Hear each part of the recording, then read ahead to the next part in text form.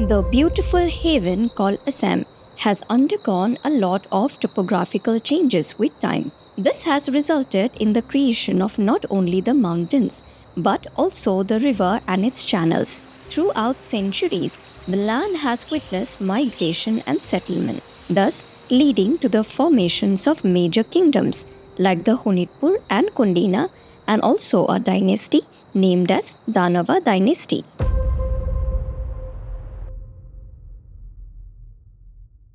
The kingdom of Pragjyotisha was one of the most powerful kingdom in the eastern part of the subcontinent. This kingdom was a contemporary of the mighty Gupta Dynasty of North India. At one point of time, even the great Nalanda University was a part of this kingdom. The Mahabharata also mentions stories about the kingdom. It is said that the founders of this mighty kingdom were very powerful because they were the descendants of Naraka, who was the son of the Mother Earth Bhumi, and therefore called as the Bhauma-Naraka dynasty. We have created a documentary on Assam's transformation through time, narrating the events of the past till the end of the Bhauma-Naraka dynasty. So if you haven't watched it yet, please watch the part 1 of the video for better understanding. The name Bhauma-Naraka may seem confusing to many as to how can someone trace their descent from a mythological character. But many have forgotten that the early medieval kings would fabricate an ancestry of their own. They belong to some respectable classes, like the sun, the moon, or the epic heroes. In this case, since their principal name was Varman, so many historians have come to a conclusion to call these line of kings as someone belonging to the Varman Dynasty.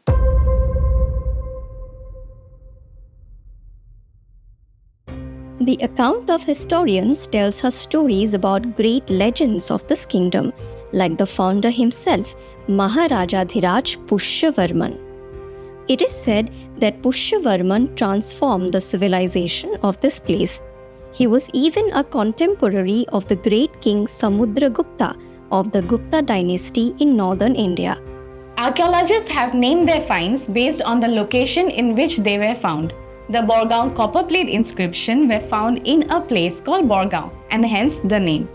It is from this inscription that we get to know these lines of king could trace their descent from Naraka.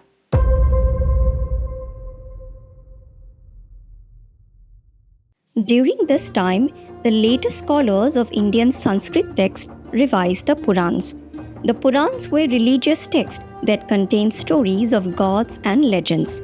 Many ancient kings have found place in the Purans, and Pushya Varman happens to be one of them. He is referred to have belonged to earliest historical family of Assam. But the Purans do not contain any information about the earliest kings of Assam, and so stories of many legends are today not known to us. After Pushya Varman, the throne of Pragjyotisha was ascended by Samudra Varman, and later the power shifted to Maharaja-dhiraj Balavarman.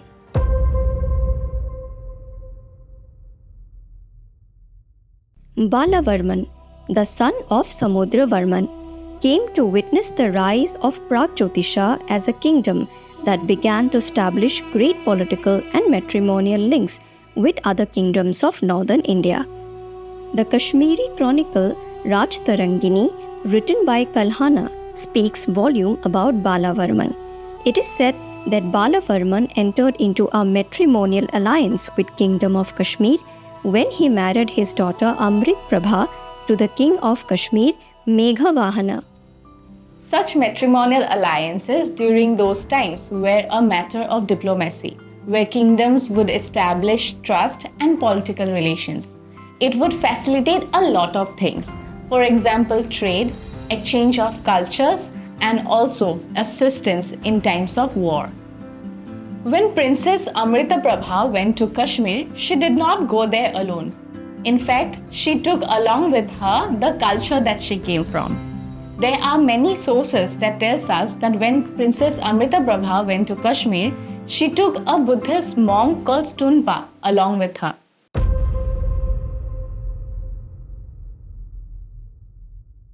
Kalyan Varman, the most enigmatic ruler of Kamrup Pragjyotisha. The name Kalyana Varman is attributed to various other names, like someone who has the equal strength of Indra, and someone who has the pleasure of doing only good to others, and also as someone whose face looks like the moon. When Kalyan Varman ascended the throne, the kingdom of Kamrupa had already begun to expand its political influence towards the far north and east. China, which also flourished under different dynasties at that time, began receiving many ambassadors from the kingdom of Kamrup. Many Chinese literary works had mentioned the name of Kalyan Varman as the king in the Kopili Valley. Having established diplomatic relations with China, Kamrup definitely wanted to extend its influence beyond its proximity. The Chinese also had access to sea and land routes, and Kamrup definitely wanted to benefit from it.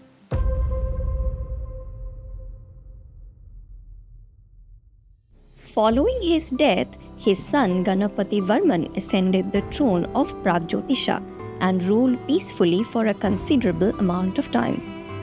King Ganapati Varman was also known as Ganendra Varman. Kings at that time used to have more than one name.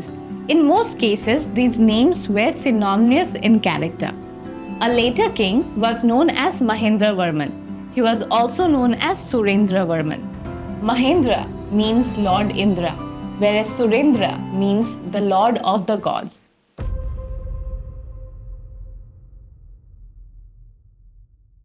On the slopes of Kamakhya, a small rock inscription was discovered. This inscription gave answers to many mysteries of ancient Assam.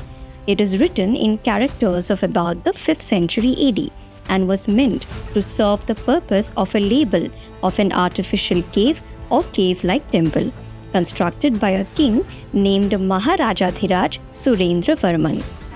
This construction was said to have been designed for Bhagavat Balabhadraswamy. Historians have identified Surendra Varman to be none other than Mahendra Varman. The importance of the inscription lies in the fact that Maharajadhiraj Surendra Varman, known from this record to have influence over the heart of the Pragjyotisha during the age of Imperial Gupta.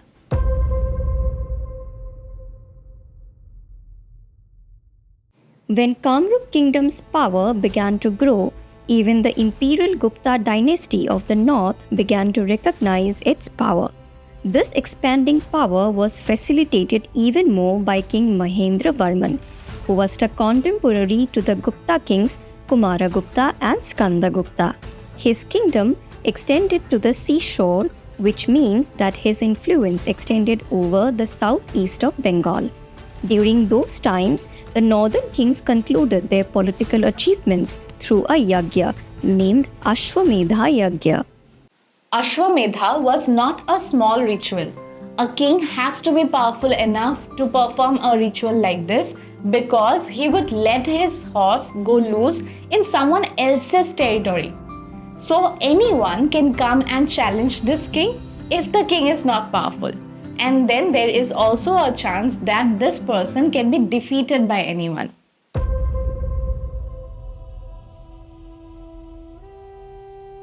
In the 6th century, King Yashodharman of Malwa became very powerful. He succeeded in defeating the weaker kings of the Gupta Empire, and a large section of the Indian subcontinent was under his command.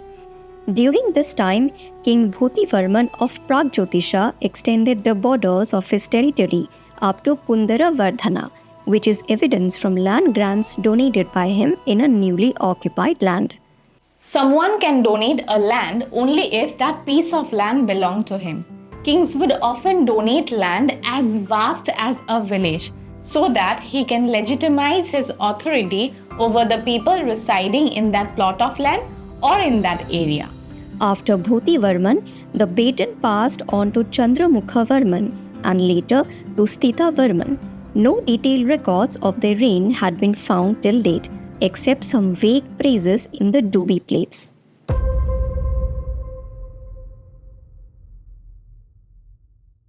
King Mahasena Gupta of Malwa was busy fulfilling his dream of expanding his kingdom to the east of the subcontinent.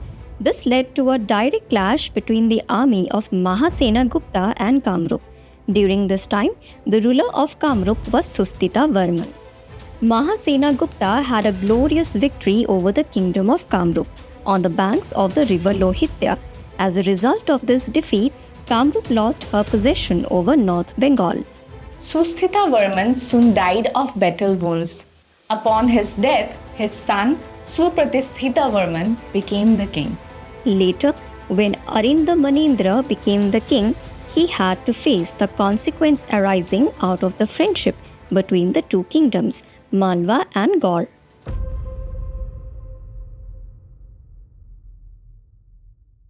Young Arindamanendra or Supratisthitharman probably didn't get time to have a coronation ceremony.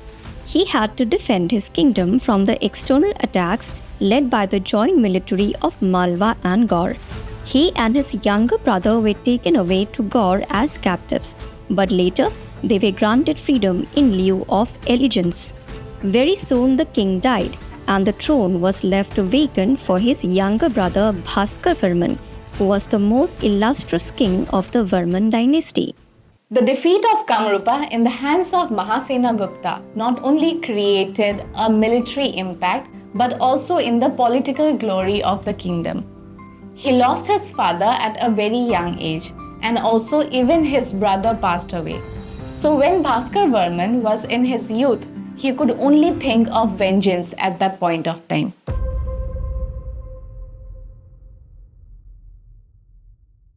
The political trajectory of Kamrup changed when Bhaskar Varman inherited the throne. In the north, the political alliance between the kingdom of Gaur and Malwa was creating problems for Harshvardhan of the Vardhana dynasty. But it was also creating an opportunity for Bhaskar Varman of Kamrup. There is a famous saying by Kautilya that your neighbor is your natural enemy and your neighbor's neighbor is your friend. So Bhaskar Varman, somewhere or the other, stood very true to this. He made sure to establish a very good diplomatic relation with King Harshavardhana. Seeking this opportunity, Bhaskar Varman established good friendly relation with Harshvardhan. He reoccupied the lost territories in North Bengal by launching a joint military attack against Gaur with the support of Harshvardhan. After the battle, their friendship grew to such an extent that they led a procession in Kannauj on the occasion of introducing the Chinese pilgrim Hyun Sang to different kingdoms. Bhaskar Varman's influence on the north can also be ascertained by the fact that he invited Hyun Sang to his kingdom from the Nalanda University. This act of hosting a foreign scholar by the kingdom of Kamrup made a profound effect in not only the annals of Indian history but also the diplomatic accounts of China. The next line of kings after Bhaskar Varman belongs to another dynasty who also trace their descent from Naraka but are popularly known as the Mlecha dynasty of Salastambha. For APSC exam, follow us for exclusive contents and classes on history, geography and geopolitics.